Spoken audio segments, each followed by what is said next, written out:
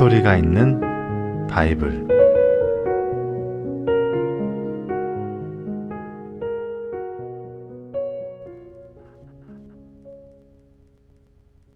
노아와 방주. 하나님은 아담과 하와에게 많은 자녀를 주셨고 손자 손녀도 많이 주셨습니다. 아담과 하와의 손자 손녀에게도 자녀를 아주 많이 주셨지요. 그러면서 땅 위에 사는 사람들의 수가 점점 늘어났습니다. 그 사람들이 모두 행복하게 잘 살았을까요? 사람들은 더는 하나님을 사랑하지 않았고 오히려 나쁜 일을 많이 했습니다. 하나님은 사람들에게 나쁜 일을 하지 말라고 몇 번이나 말씀하셨지만 사람들은 그 말을 듣지 않았습니다. 하나님의 말씀에 순종하지 않은 것입니다.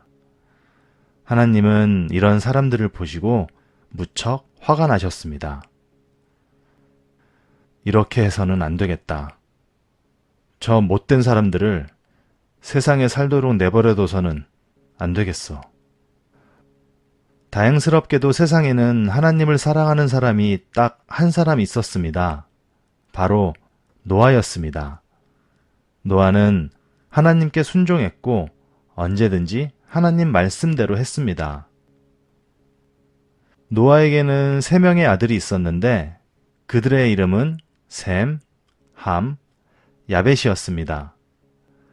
노아의 아들들은 결혼해서 모두 아내가 있었고 자녀는 아직 없었습니다. 어느 날 하나님이 말씀하셨습니다. 노아야, 큰 배를 만들어라. 너의 세 아들도 배 만드는 일을 함께 돕도록 해라. 배를 어떻게 만들어야 하는지는 내가 자세히 설명해 주겠다. 그 배는 아주 특별한 배가 되고 배는 네모난 모양의 방주가 될 것이다.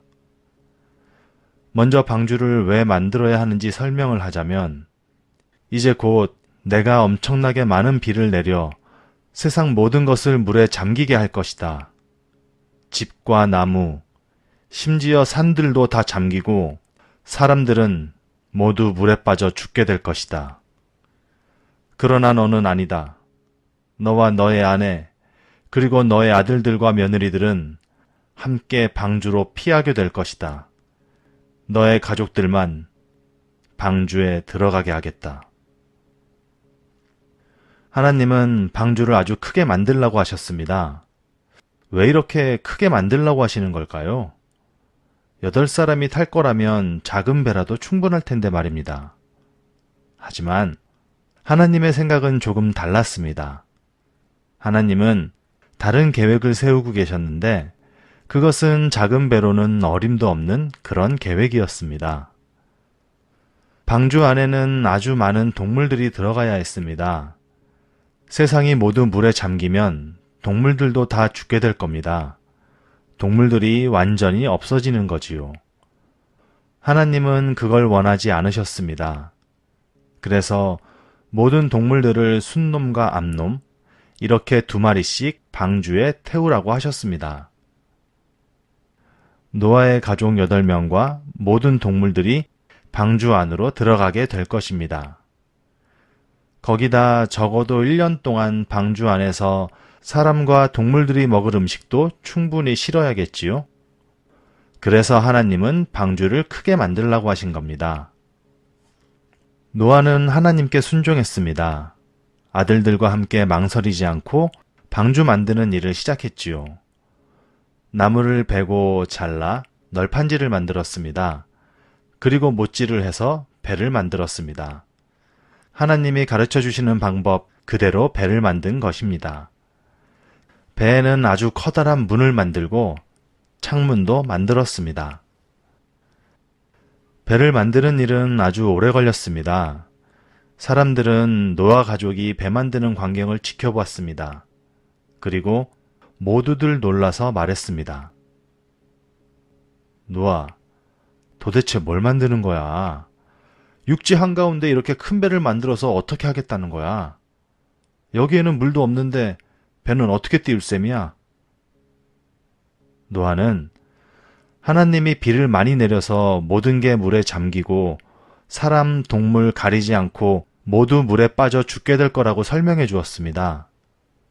노아는 계속해서 설명했습니다. 당신들이 하나님께 불순종한 것들을 하나님께 모두 말씀드리시오. 당신들의 잘못을 용서해 달라고 회개하면 당신들도 방주에 탈 수 있소. 하지만 사람들은 노아의 말을 믿지 않았습니다. 오히려 노아를 비웃으며 하던 나쁜 짓을 계속하면서 하나님마저 비웃었습니다. 드디어 방주가 완성되었습니다. 노아는 먹을 것을 방주에 실었습니다.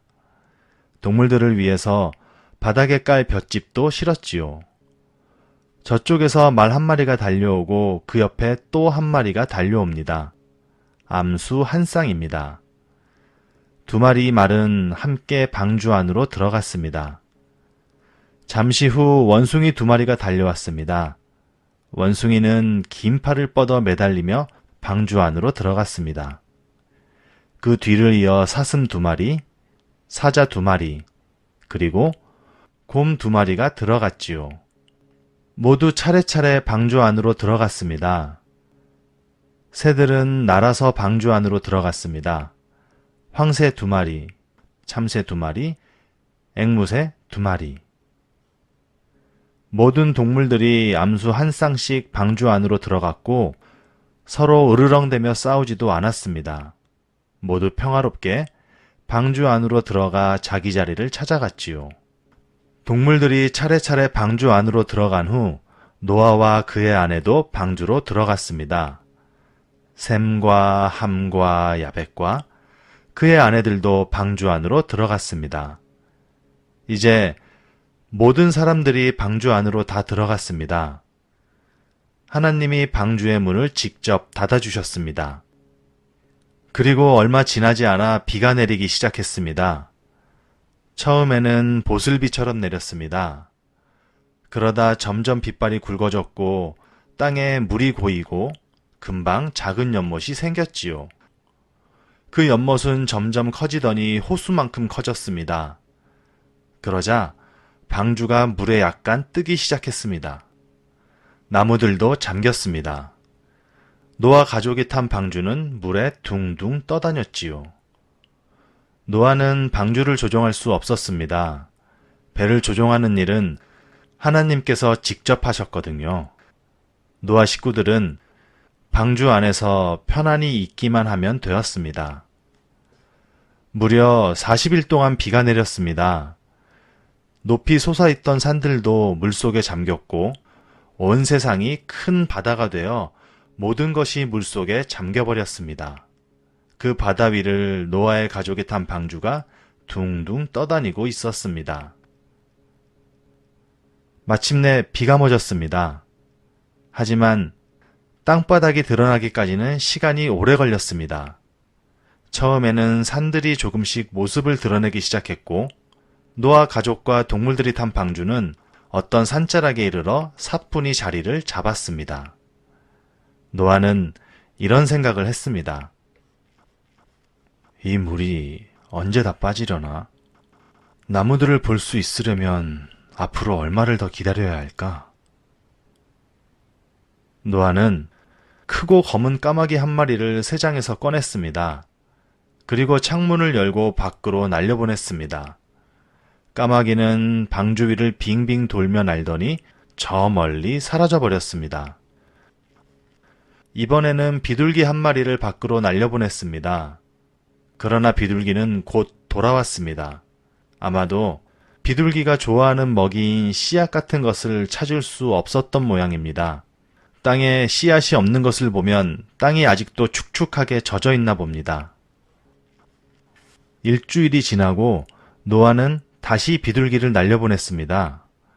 저녁쯤 비둘기가 주둥이에 무언가를 물고 돌아왔습니다. 나무에 새로 돋아난 감람나무 잎사귀였습니다. 드디어 나무들이 새잎을 내기 시작한 모양입니다. 다시 일주일이 지나고 노아는 비둘기를 한 번 더 밖으로 날려보냈습니다.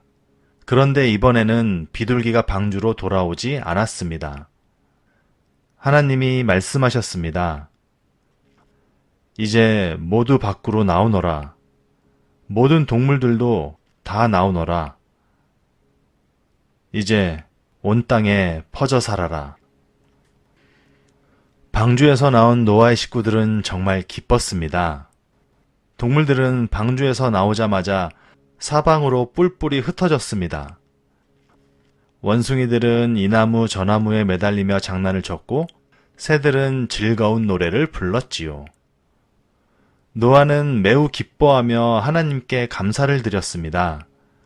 가장 먼저 제단을 만들고 그 제단 위에 하나님께 드릴 제물을 올리고 제사를 드렸지요. 노아의 제사를 보신 하나님은 크게 기뻐하셨습니다. 하나님이 노아에게 말씀하셨습니다. 온 땅은 다시 사람과 동물들의 차지이다. 이제 앞으로 사람과 동물을 모두 물에 빠지는 그런 큰 비는 내리지 않을 것이다. 온 세상이 물에 잠기는 일은 다시는 없을 것이다. 내가 약속하마.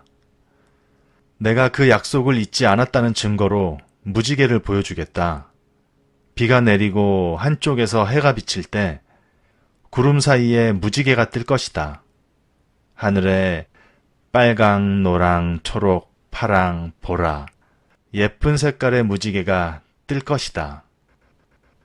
하늘에서 구름 사이에 무지개가 보일 때 그때마다 온 세상이 다시는 물에 잠기는 일은 없을 거라는 하나님의 약속을 기억하세요.